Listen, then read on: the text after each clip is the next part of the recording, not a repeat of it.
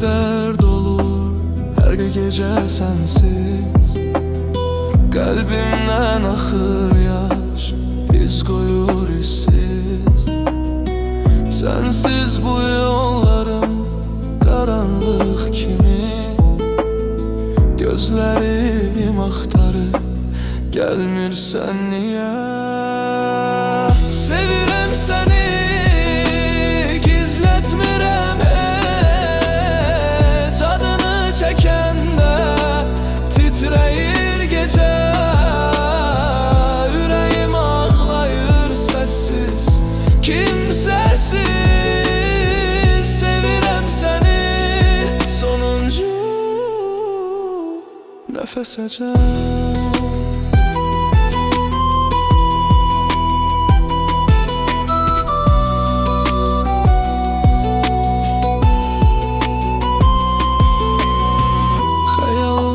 Gelirsen toxunur əlim, amma yoxsan yenə boş qalıb yerin. Səni itirməkdən yanır bu canım. Sensiz nəfəs almaq ölümdür mənə. Sevirəm səni, gizlətmirəm heç. Adını çəkəndə titrəyir gecə. Ürəyim ağlayır səssiz, kimsəsiz. Sevirəm səni, sonuncu nəfəsəcək.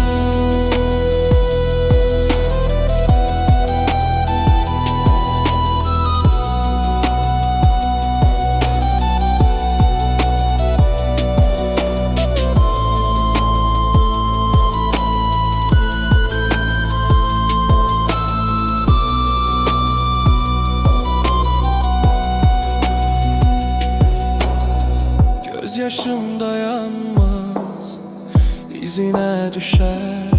Sensiz kalbim soldu, ellerim üşüdü. Eğer bir gün dönsen kucaklayaram, ama dönmesen de sevirəm seni. Sevirəm seni, gizlətmirəm heç. Adını çəkəndə titrəyir gecə. Ürəyim ağlayır səssiz, kimsəsiz. Sevirəm səni, sonuncu nəfəsəcək.